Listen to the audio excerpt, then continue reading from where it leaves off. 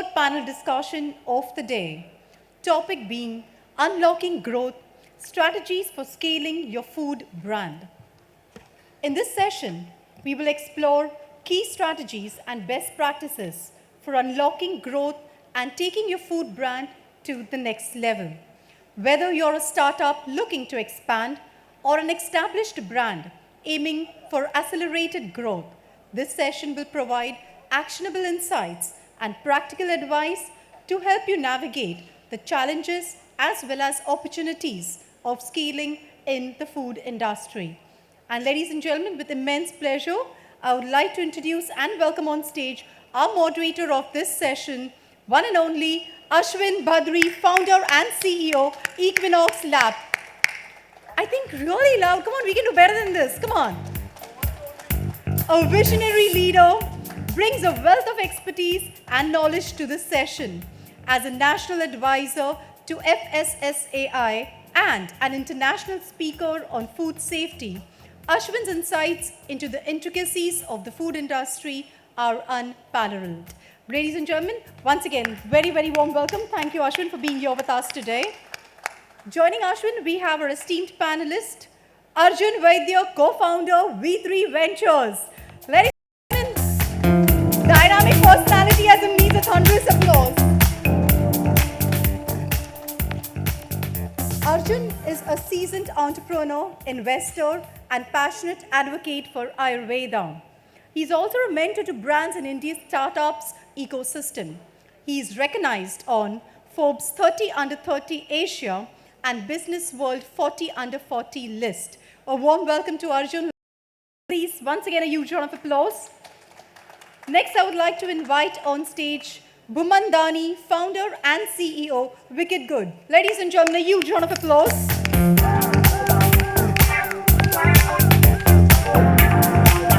A serial entrepreneur renowned for his disruptive ventures. He is focused on a better-for-you indulgent food brand on a mission to unjunk India, one kitchen at a time. Here he will be sharing his insights and strategies for scaling food brands, drawing from his rich experience in consumer goods and industrial goods. Ladies and gentlemen, once again, Bhuman, Dani.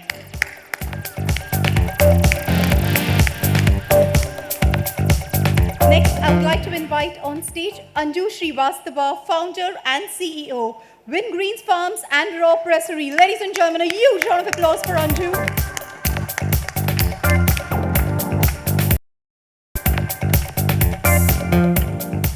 Anju's entrepreneurial journey exemplifies a dedication to not only business success, but also social impact. From an early focus on the welfare of farmers and women to a commitment to sourcing fresh and healthy ingredients, her vision has shaped Wingreens Farms into a powerhouse in the food industry. A warm welcome to you, ma'am. Thank you so much for being here with us today. Next, I would like to invite Vimal Solanki. Ladies and gentlemen, a huge round of applause for him, please. Head Emerging Business and Corporate Communication, Hindustan Foods and the Vanity Case Group. Vimal is a marketing enthusiast with 30+ years of experience in international and domestic marketing and business development across FMCG categories. His assignments has taken him across the globe, gleaning him diverse consumer insights. Once again, a big, big round of applause to Vimal Solanki. Thank you for being here with us, Vimal. Next, I would like to invite Vinay Maheshwari, founder and CEO, The Health Factory. Please welcome Vinay with a huge round of applause. His journey from a pharmaceutical background to pro-nutrition bread is nothing short of remarkable. His unwavering commitment to crafting healthy, high-quality bread has propelled The Health Factory to national recognition. Once again, a warm round of applause. And ladies and gentlemen, a warm welcome and a huge round of applause to Vinay. I would now request Ashwin to take over the proceedings from here. Thank you. Thank you for such a warm introduction. It's so good to be with so many friends. I've not met two of you before, but apparently we are neighbors, which is excellent to find out. So Anju stays in my building, and I didn't know that till 10 minutes ago. The topic today is unlocking growth and strategies for scaling your food businesses. Most people today sitting in the audience would be running food businesses, and at our company we deal with a lot of food companies, and whenever I meet any food founder, my favorite question to ask them is, what is your biggest challenge? And most of the time the answer is, how do you scale the business, right? So I thought that would be a great topic to start with. So my first question, Anju, it's going to be for you, is what is the biggest shift that you think is taking place in the food industry recently? I think it's on.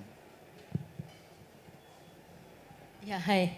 So, I think everyone will get full marks for guessing what the change is. It is definitely people opting for something that is better for you. But what does better for you really mean? So when we began Wingreens, for us, better for us was food that was the way it was grown. So it started right from the soil. And then ingredients which customers and consumers can recognize, ingredients they're familiar with, that they can use at home and they're normally habituated to. And food that nourishes the mind, the body, and the soul. Fantastic. Arjun, what are your thoughts on any changing trends or biggest shifts that are happening? Look, I didn't run a foods business, I ran a nutraceuticals business, but we're investors in some of India's most iconic food brands and continue to back more and more food businesses. I think the playbook is slightly different. Food as a product is a very large part of our consumer wallet, right? Large part of what India spends on what they earn is food. And so the unit price of food is different from nutraceuticals, different from personal care products. And so, this entire generation of e-commerce founders that came about, all of us said, we want to sell everything online and everything D2C. And Anju will know this. If you're selling something for 80, 100 rupees with logistics from your website, it doesn't really work out, right? And so food entrepreneurs actually had to go deeper into offline distribution and build the GT and MT channels. I think one very interesting trend and sort of play that's come about now is quick commerce. Interestingly, it started with food, but now it's moved to other categories. But especially for food, it allows you to actually use a consumer's what a consumer really enjoys, which is getting stuff really fast and in a delightful manner, to sell lower value, higher volume, more essential food products. And so I think for me, what I'm excited to see now is really how the new age food brands go and capture this channel. And in certain situations, actually, you're seeing that some of our disruptive brands, new age brands as we call them, are truly disrupting the incumbents in this space and controlling these new channels as well. So it's quite interesting. And Bhuman has obviously discussed this many times with me, and so has Vinay, so they can talk about it as well. Bhuman, what are your thoughts on the latest trends or the biggest shifts? I think there are two. From a mind space, I think the demographic profile of this country enables this much faster than any part of the other world. Healthy living, health and wellness as a concept has really boomed and will continue to boom. So I think the label Padega challenge from the food farmer, some of you might have seen it yesterday on Instagram. I think these are things that were not existent 5 years ago. How many of us actually flipped a product and read the backside of the label? How many of us were even educated of, the chronology in which you put the ingredients is actually what is large is first, followed by the rest. So I think these things have really, blossomed, which really helps young brands like us, which are in the better for you space, really do well in a much easier and faster way because some of the communication is already done by the food farmer, etc. I think the other way which he touched upon is I think you need to be an omni-channel brand today. If you really want to go deep with your category and if your category is large enough, you need to be in the GT and the larger format modern trade stores like the Reliance and the DMart of this country. And for that, I think there are two very important insights that when I spoke to Damodar Mal from Reliance Retail, I learned. He said, an average shopper who comes to a Reliance Smart Bazaar store 70% of the products that is on his or her list, they end up not buying. So that was very interesting, right? Either they get upgraded to a larger pack in the same product, or they get upgraded to a better for you product in the same category. So basically, what's new and what's on offer became the core of how you can think of this. And this has been multiple times said by him in various conferences, in his book, The Supermarket Wala, if you all have read it. So I think understanding this for your category is very, very, very important. And then according to the category that you are in, to cater to that audience in the most cash efficient manner is something that I think we should be mindful of. Vinay, what are your thoughts on the topic? No, so while marketing has played a very important role in terms of educating the consumer, I've realized the reality is we always wanted better for you, right? Irrespective of someone marketing it, not marketing it, who doesn't want an upgrade, right? And that upgrade backed by a product market fit, backed by a pricing strategy, if that comes out well, the market exists just by itself. You honestly don't need to do too much marketing. You can just be there and things happen. Has been our learnings at least, because we didn't have the kind of luxury to do marketing. We just made a nice product market fit. We understood the consumer, and how we understood the consumer was, I spoke to the consumer. I spoke to the consumer time and again. Arjun was one of our consumers. He gave me insight saying, "Ye kya ho raha hai?" But can I ask you one question? Yeah. I think everybody wants better for you, but you said pricing strategy. Absolutely. At what price does the customer want better for So I you? was speaking to someone very senior very recently, and a very interesting conversation stemmed out of that. Someone very seasoned in the marketing space, not talking only digital marketing or Instagram, right? But like holistic marketing, 360 in terms of pricing, positioning, all of that. 20% is what he told me. 20% a premium is more like muscle memory. 20% and above is consideration, right? So if you can hit that spot, and when you turn that into an absolute value, which is still affordable, then you're golden. And that's where the better for you in terms of pricing really plays out really well as well. Vimal, you've dealt with this multiple times. What are you seeing as one of the biggest shifts in the last few years? So I think these four people who are experts in the market, in the marketing, on the brand side, have said how it has changed. From a manufacturer's point of view, we meet these kind of entrepreneurs every day.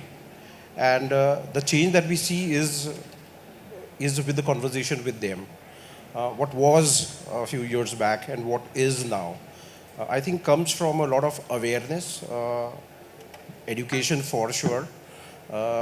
People who have exposure to the international shelves in supermarkets. Food, for example, where you have hundreds of products, jams and sauces and dips and whatever, and you don't even have 5% of that in India, even in the modern trade. And a lot of the insights come from a lot of these aware, conscious people. Of course, they are conscious otherwise also, because like everybody here is saying, you need healthier products. You need products which are good for your kids. You need products which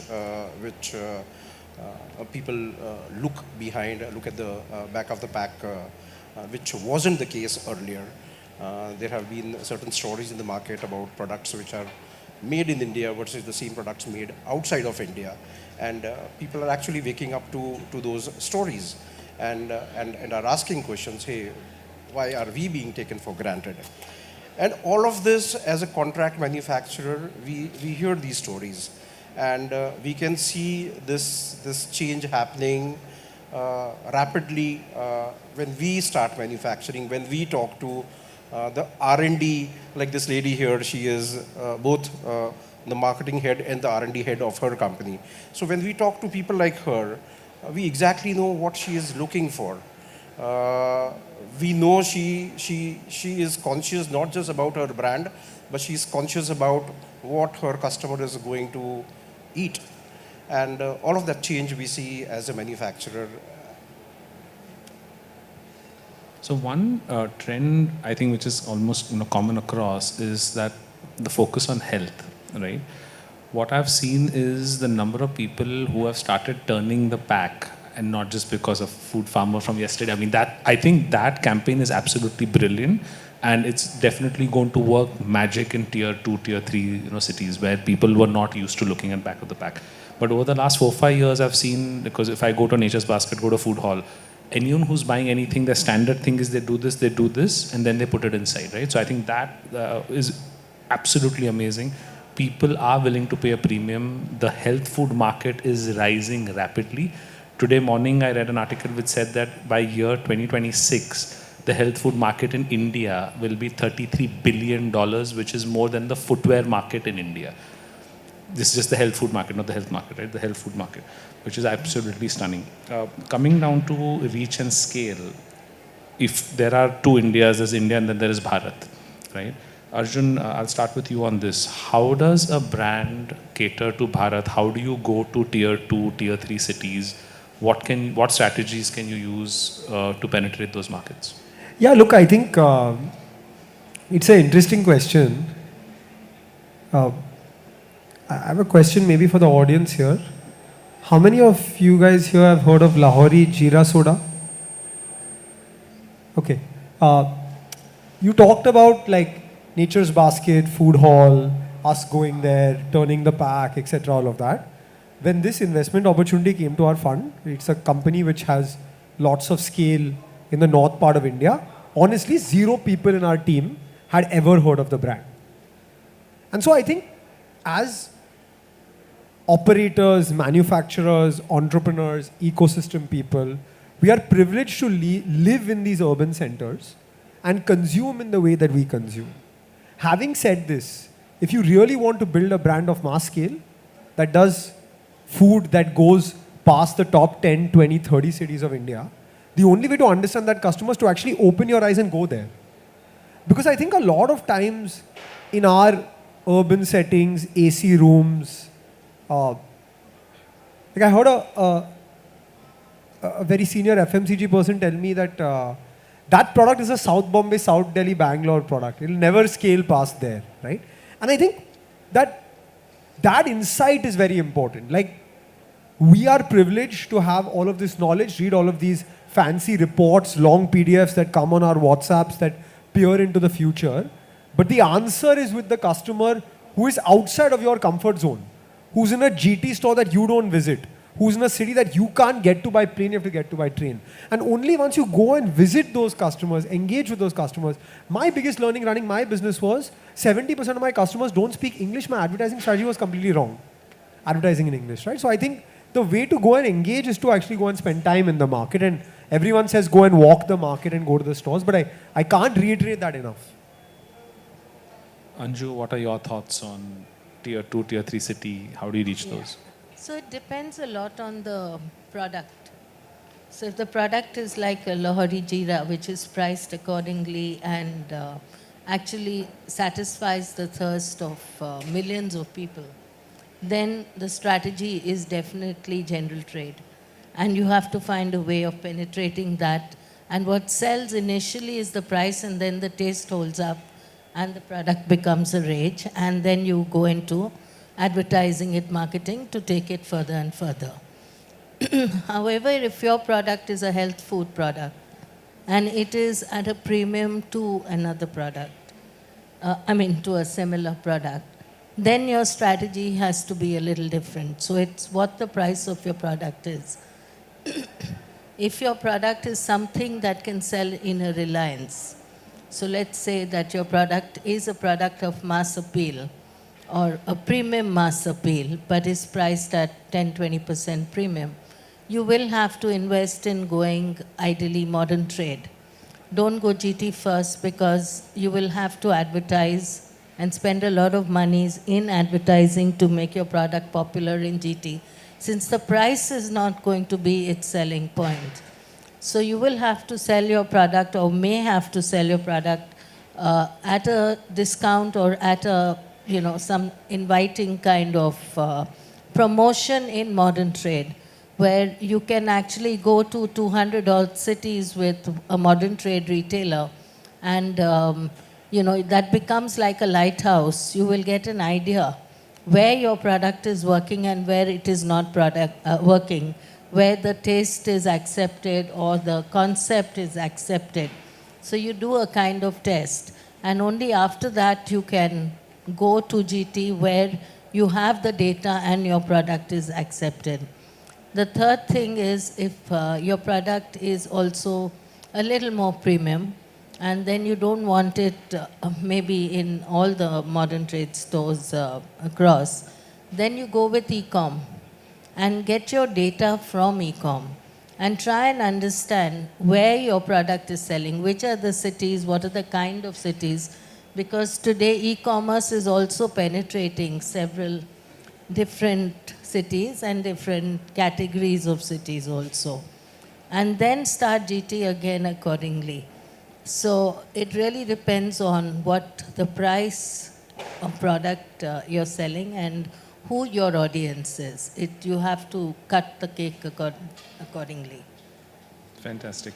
I remember I was having a conversation with Arjun about product placement, and he taught me a very important concept. He told me that sometimes you're not the consumer of the product, you're not the customer, and having the humility to understand that hey, I am not the person who's going to buy my own product, being able to differentiate that and then going ahead with whatever needs to be done. Do you want to share the story of the video that got launched which you didn't like and then you figured out that it's doing really well?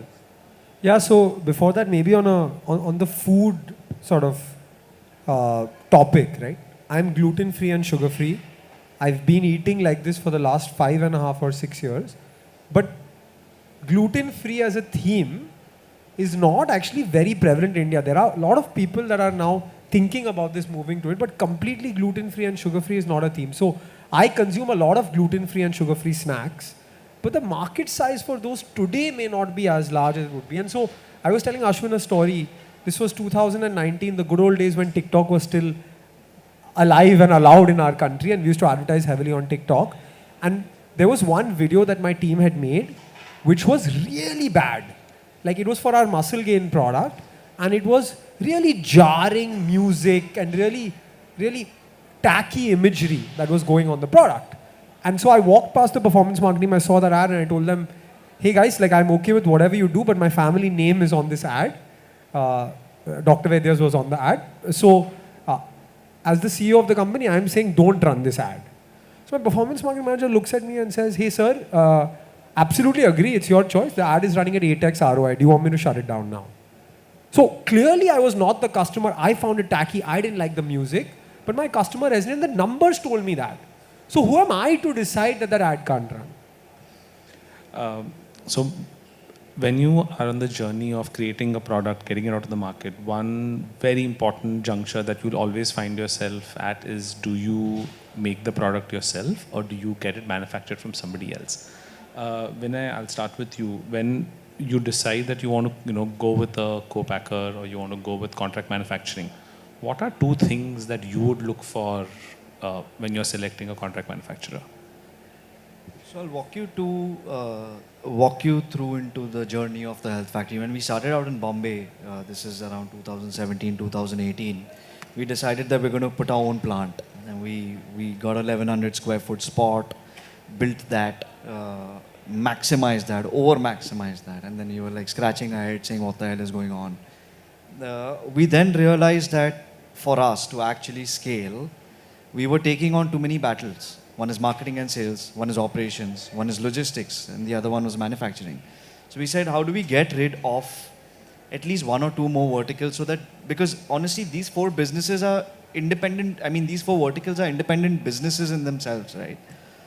So then we came to a spot that we said that the only way to scale further and penetrate into the city is not to put an asset class, right? Not to buy a lot of equipment, but that go to a contract manufacturing. And I think that's where the question begins.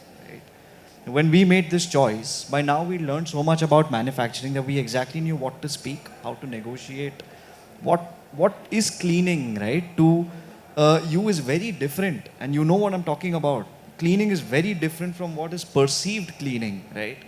But when you get into that and you understand that, what we started doing is we installed our team in every manufacturing setup, right?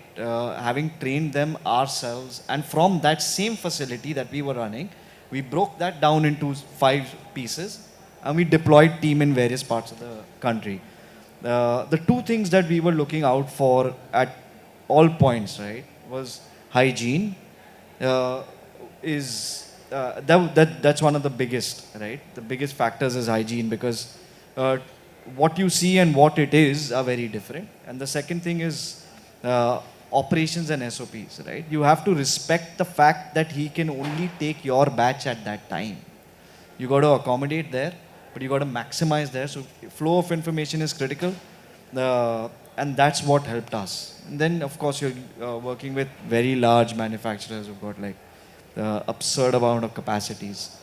So you also often get that push, right? And very interestingly, it's good to continuously being nudging volume badhao. You know what I mean? It pushes the sales team. So these are the couple of things for me at the manufacturing front. It is so interesting to see that your vendor partner is motivating you to grow, right? Vimal, you're on the other side of this equation where you're doing this for other brands. You're one of the larger ones, right? So many small brands may or may not be able to come to you. But what should small brands look for when they are looking for a good contract manufacturer? No, I need to correct you. We work with both the large brands, the small brands, the modern retail, and entrepreneurs who got funded day before yesterday. So we work with all. While I may not have a lot of insights on where the product is selling and why in tier 1, tier 2, I just want to tell you about something. So just last Friday, 3-4 days back, I was at our Goa plant, and I was meeting a couple of gentlemen who, for the government of Telangana, for the government of Karnataka, and for the government of Tamil Nadu, they run these midday meal centers, or like they make midday meals to supply to the schools which are run by these governments. And since a while back we spoke about healthy food and the consciousness for healthy stuff. Today they are talking about millets. So they're talking about mixing jawar with rice and mixing ragi with XYZ, foxtail with something else, whatever. My request to you is, don't take the tier 2 consumer for granted. They know what healthy is. They probably have eaten healthy before you and I became conscious about it. So whether you go to Rajasthan or Haryana or deep down in Karnataka or Kerala, today the government has announced a decade of millet or I don't know, 5 years of millet.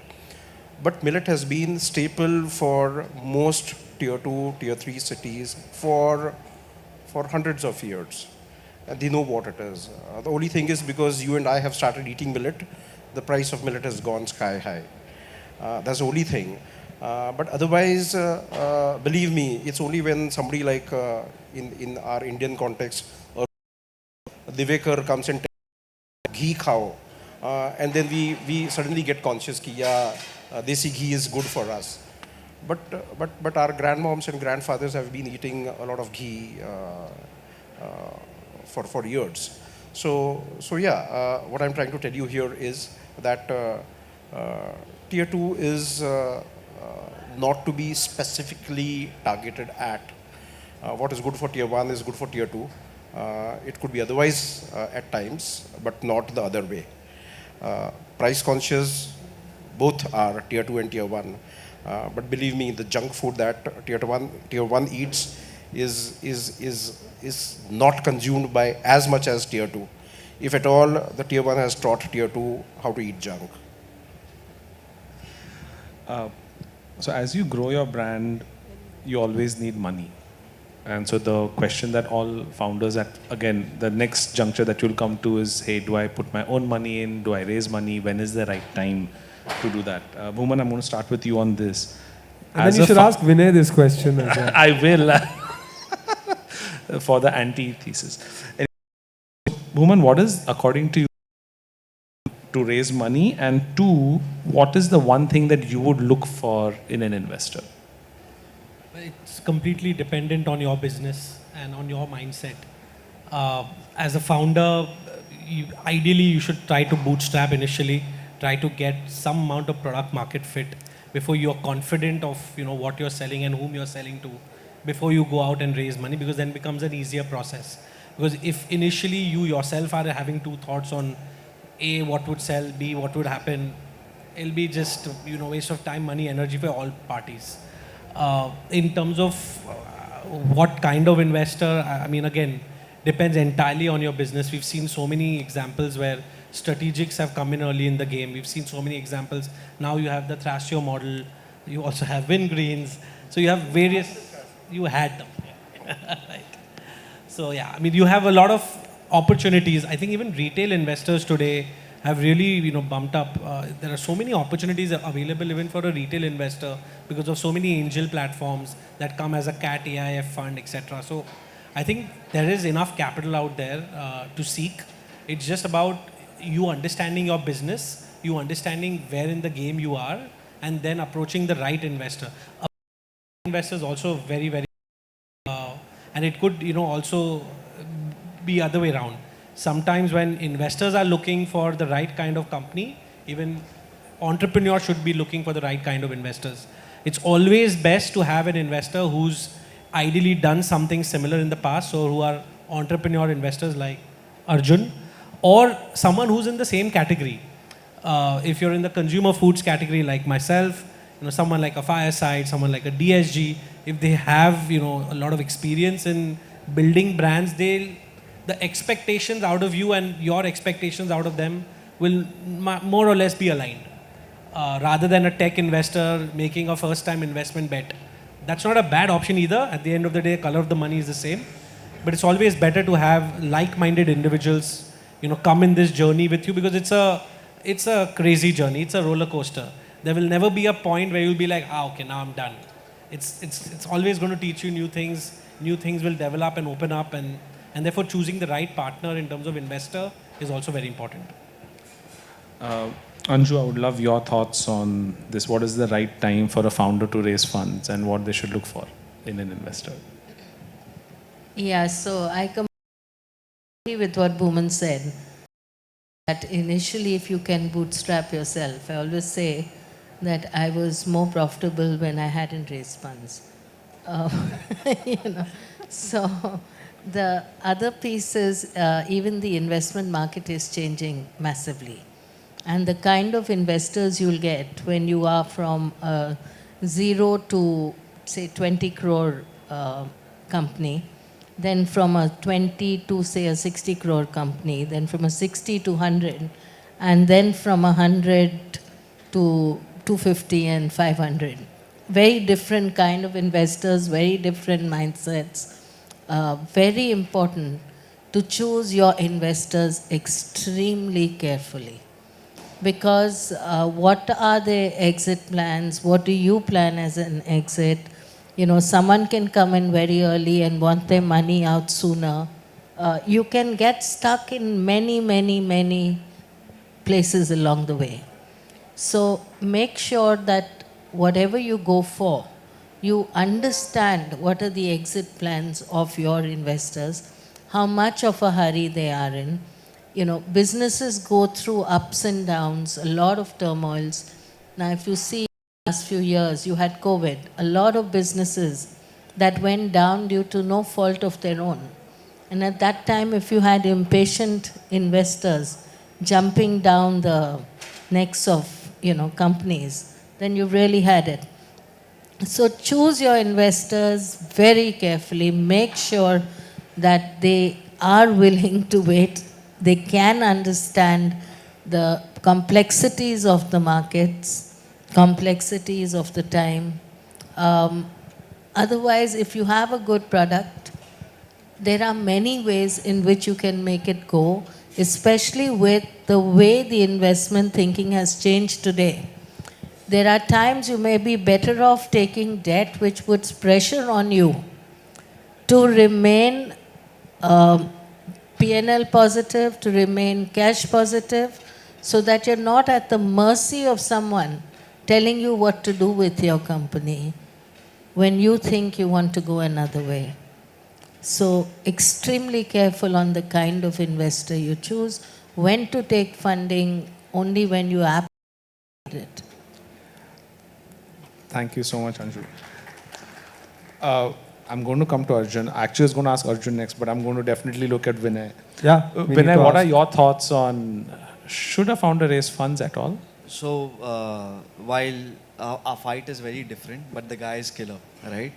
Which is why time and again, just out of nowhere, he'll get a call from me saying, "What's happening? Come, let's do coffee." And those conversations are very, very different, right? It starts off, we both know where it's heading, but we both don't want to talk about it. Right? So that's the kind of relation both of us share. So for me, I'd say what to me was fundraising, right? I think it's a process and a journey, and if I had to break that down as a cycle, or rather give you an example of how I built it, right? Firstly, I believe tying up with an investor is just not financial, is not a financial collaboration, but also a cultural collaboration, right? Which means how the mindset is, right? What both are aligned towards. As a result of which exit, scalability, all of those are secondary. But can you have a one-on-one, right? Can you do dinners with him? From a journey standpoint, I always believe that jitna hai utna kharcha karo. जेब में जितना है उतना uske build it from there, and you'll reach that tipping point, right? You'll know that there is a threshold, and it's a very data driven and intuitive threshold to say that, you know what, let me go raise capital. When we were doing that, we didn't raise too much capital, but each time we thought that we'd raise capital and the process was taking longer, the team was built in a fashion to say that, is money the answer for everything? Right? If money is the answer for everything, where is growth hacking? Right? And in a startup, when you're building and competing with the best in the best of the world, with the best talent, right? Money can't be the answer because they'll outplay you each time, right? So you have to hack that journey. And we didn't raise capital, but we delivered a 50x in 2 years. 50x. I was surprised because just the way I'm speaking, the whole team is speaking like that, saying, let's crack it, right? For us, then it came to a point saying what stage to crack is when you want to raise the capital. So in our case, especially, depth in a city, for us, calls for fundraising, right? We cracked the breadth aspect of it, so demonstrating city after city. Demonstrating one city depth is what we're currently doing. But to build to that larger vision, which I always wanted to be, right? I want to be India's biggest breadwala, and that will need capital. So again, that journey, but one city at a time, so multiple rounds. No, there is no hurry. I'm not saying I want to be India's breadwala tomorrow, right? I want to be India's breadwala. I'm not saying when. Right? So the vision is there, and we'll build it patiently because no one can buy time. Right? So that's for me. Excellent. Arjun, you've raised funds, you deploy funds now. According to you, when is the right time for a founder to raise funds, and what do you personally look for in a founder before you write them a check? See, I think right time to raise funds for a founder is the right time for the founder. Right? I can't tell you the presentation, come to me when you have traction. When Vinay has traction, he runs away from me. When he didn't have traction, he came to me. So I think all of these timelines have to match, right? But the easiest time to raise money, and I set out on a journey in 2017. That's when I met Anju as well. I didn't have traction. I met 60, 80 investors. All of them said no. Then in 2018, when I had traction, one guy said yes out of the 60, 80. But after that guy said yes, 8 others also said yes, saying, of course, we have a thesis on this space. Amazing, amazing. We'd love to invest in you. After saying no 3 weeks back. So, look, this is a game. The reality is a game. Storytelling is crucial. And there are very few people like Bhuman, Dani who know that storytelling, right? He tells his story fantastically well. And I think rejection is okay because actually, after all of that, I have only one investor, right? And fine, you may have 2, 3, 5, 7, but you don't need to have 100. If you pitch to 100 people and only 2 say yes, you're home, right? You just need to get that 1 or 2 people to say yes. I think Anju talked about a very important thing that Vinay also talked about, culture. It seems like money is money, right? But then just imagine you raise money from someone, honeymoon period is over, you don't get along with the person, but they are on your cap table for the next 7 years or 6 years. And you got to meet that person for breakfast, lunch, or dinner once a month for 5 years. And you don't want to see that person's face, and that person doesn't want to see your face, right? So I think it's not talked about enough, but color of money, vibe match, vision match, goal match, it's very, very important. I think the thing about what you see in founders, etc., all of that, we have this few things that we talk about, but I just feel it seems very qualitative. So I'll maybe talk about some more specific things that I look at that other people don't look at, right? So I think there are 2 things that I look at that I don't hear about enough. Yes, I look at who is the founder, what is their pedigree, but more than that, I don't look just for a background. Oh, IIT, IIM, McKinsey, etc. I'm not an MBA. I'm an undergrad in economics and politics that eventually built an Ayurveda business, and now I run a fund, right? So my background was clearly not there. I look for right to win. In Ayurveda, I had 150 years of. So I had a reasonable right to win. I had to execute, etc. But right to win is important. Second thing is this YouTube, Instagram videos, Economic Times, Your Story, Shark Tank. It paints a very beautiful picture about entrepreneurship, and we have those moments. But for every one of those moments, you have 5 moments where your heart is in your mouth, right? And so we look for a founder who will fight through tough times with grit and resilience, like not just jump on the next shiny golden thing. And the other thing which I like to look at as an investor that I didn't appreciate as a founder was market also has to support. You may come up with something that's way ahead of his time, and my dad has done this multiple times in his entrepreneurial journey. Come up with stuff that's way ahead of his time. The idea was great. The execution was also great. But market didn't support. So I think seeing the addressable market also, I may be a killer entrepreneur who's great at everything, but the country is not ready. The customer is not ready for the product. So these are 3 things that we look at that maybe haven't heard about as much. Fantastic. So when you're in a competitive market, there are a lot of Me Too ran products, right? So I want to quickly understand, and this question is going to be open for all, is what role does innovation play in your growth story? We can start from you, Vinay, and come down the... To me, innovation is, very honestly, is speaking to the consumer. Innovation there, and I'm not going to say anything more than that about innovation, right? Innovation starts there, innovation ends there, and that is innovation. Your consumer tells you the price point he's going to buy it. Your consumer tells you the product he's going to consume, the form factor, the delivery mechanism, everything, right? How your factory should be run. If you're smart enough, you'll interpret that also from the consumer, right? Because he'll tell you if he found that hair, which means everything is the consumer. It starts there, it ends there. You just have to speak to the consumer. And there has to be recurring. It can't be a one-off gig, right? एक बार phone किया, okay, ticket data बनाया. It's beyond surveys, it's beyond research, it's beyond deploying people to understand just all the math and the mechanics and all, right? He tells you what he wants. It's just that for me. Vimal, what are your thoughts on innovation? So we are Hindustan Foods Limited. We have about 34 plants all over India. So our primary business really is to set up dedicated plants for the levers and the rackets of the world. Honestly, we don't go and teach them innovation. They come and teach us what innovation is. So to be very honest, in those plants, which are dedicated plants to these big, we don't use our head much when we manufacture for them. But when it comes to the new entrepreneur, they are the ones who want to communicate with our R&D. They want to see our lab first before where the product is going to get manufactured. I remember when Anju came to our plant, she was like, show me your plant. Who are the R&D people? Show me the workers' address. how he enters the place. Show me that machine, show me this machine. So all of that.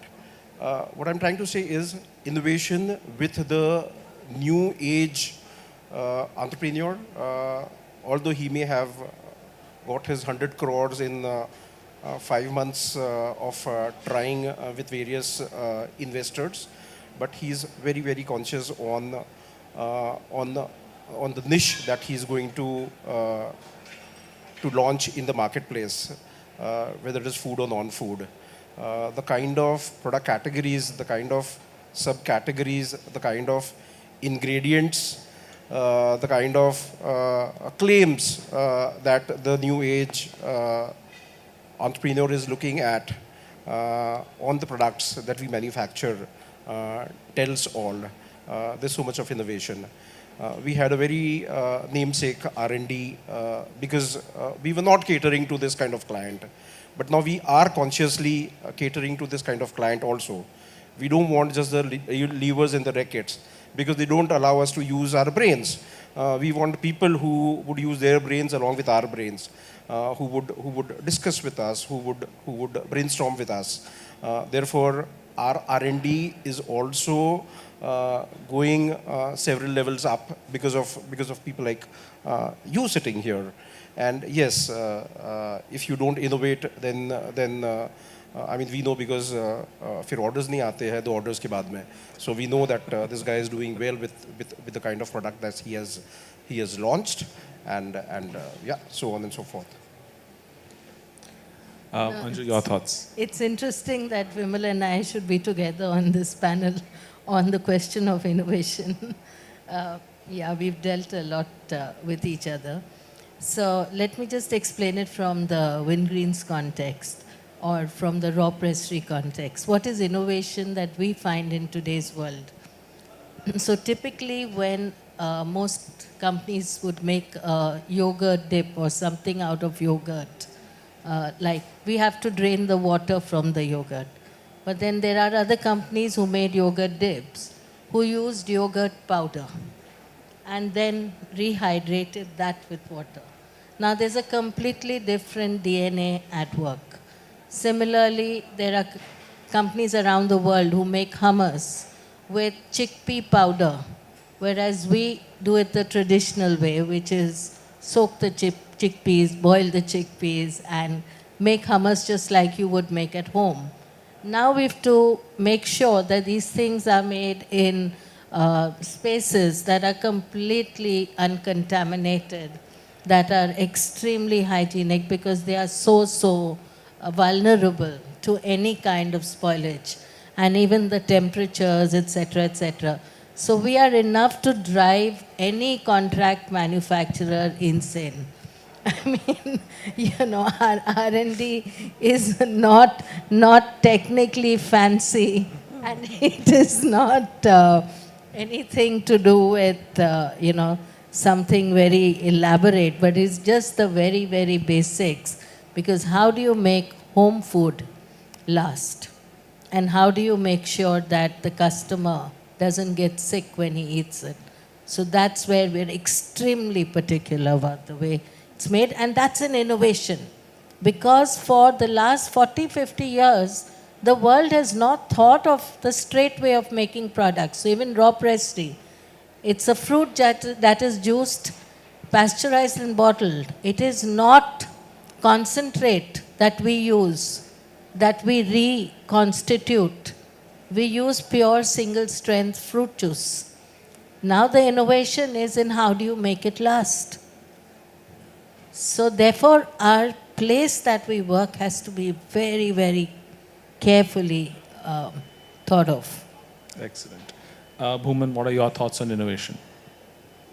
I think for any better for you brand in the food industry, innovation is the core of what you're building. The question really is, how healthy should I make the product so that taste is not compromised? And that's a very thin line between taste, health and price, where you need to ensure that all of them are in line with your target audience and what your product is trying to solve for. So again, you'll never get it right at the first go. There will be a lot of iterative processes And that's when having someone, with a proper background when it comes to R&D or food technology really helps, because there are so many ingredients out there which can solve for a certain purpose without actually having a very hefty price point on it. So, who could imagine, at least I couldn't, that you could make a pasta and a noodle out of dal, chawal, chana, oats and atta. So these are the basic constituents of an average Indian meal, and we've tried to use all of them and create something which is very indulgent in offering. And did I get it right at the first try? Hell no. In fact, the product we launched, we've discontinued today. So that's the journey of an entrepreneur. That's the journey that you have to go through, especially when you're dealing. So keep your eyes and ears open, as you said. Consumer drives innovation. Consumer drives everything. Fantastic. Arjun, your thoughts on Yeah, I think we're running short on time, so I'll quickly wrap up. I agree with what everyone said, and I specifically agree with what Bhuman said. Innovation is out there, but innovation doesn't end at the manufacturing plant level or the lab level. I think developing a really fantastic, new to the world, patented, unique product with unique technology is great, but it has to mean something to the customer. Only once the customer, and I think that's an interesting thing that the founder of Epigamia told me. He said, hey Arjun, once a customer takes out money from their wallet and buys a product, that's when you know you have some fit. And then he said, no, actually you're a great salesperson. So once a customer takes out money from their wallet and buys an innovative product for the second time, that's when you have product market fit. Fantastic. At Equinox, we are a huge promoter of innovation. And for the first 10 years out of the 18, all that innovation, unfortunately, was on my shoulders. But in the last 8 years, we did one small little thing that shifted the whole thing. We allowed people to make mistakes. We actually celebrated failure, right? If somebody made a mistake, we would actually have a round of applause for them. And it started by me sharing, oh, yesterday I screwed this up and this is what happened. Oh, I tried this new thing, this is what happened. And then we termed a phrase called fail forward fast, which allows us to make mistakes and we celebrate those mistakes. And I think that's one of the reasons we've been able to do so many new things. And anyone we talk to, we land up mentoring a lot of food companies. We always push for that make mistakes. It's okay to make mistakes. As in Bhuman said, hey, you know what, we launched our first product, it messed up. It's fine, it should mess up. If you didn't ship it fast enough, you know what, you spend too much time trying to make it perfect. Thank you so much for all the panelists to be here. I'm going to open up maybe for a couple of questions. If you have any questions, can we get a mic? Maybe we have like room for one question, one lucky person. I think she's already put her hand up. Yeah. Can we get a mic to her? Yeah.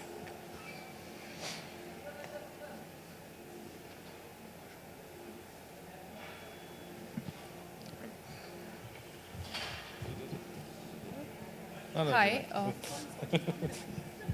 Arjun was going to sprint. Hi. Thank you for the panelists for sharing such wonderful insights. I think my question is for Vinay.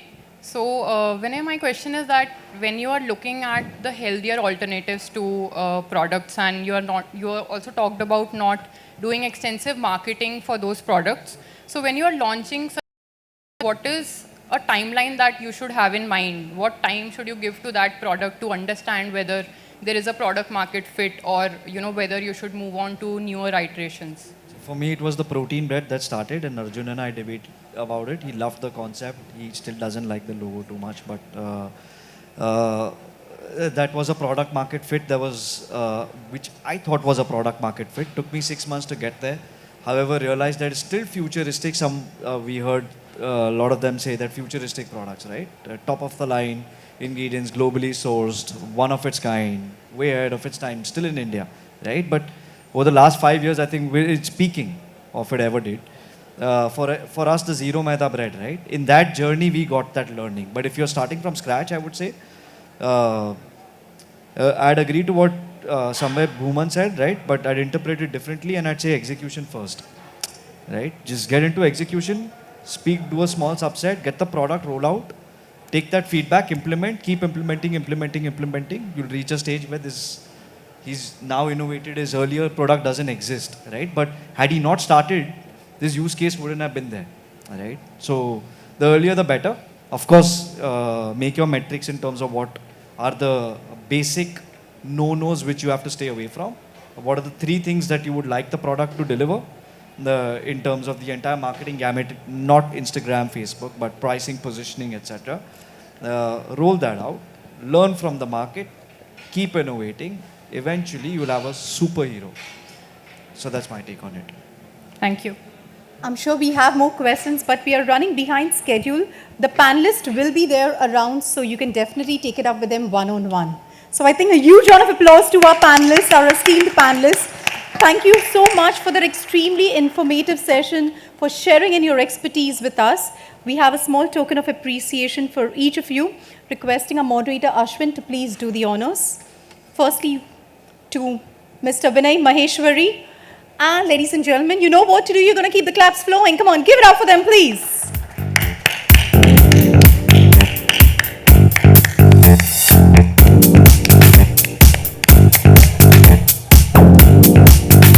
Next, we have Vimal Solanki.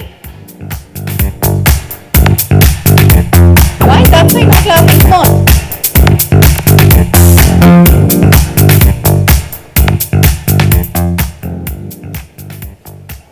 Anju Srivastava.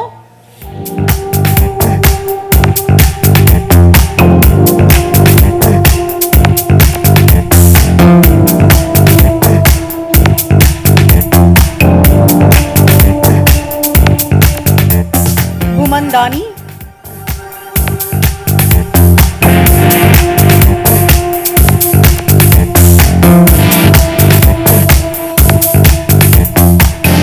Arjun Vaidya. What happened, people? Come on.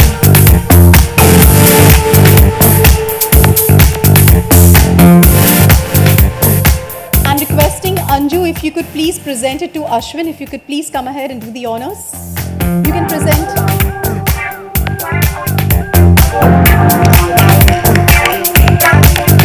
For moderator Ashwin Bhadri.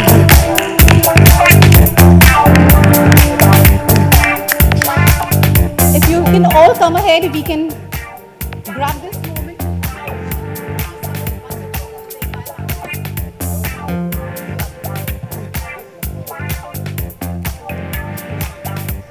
We definitely need to capture this moment.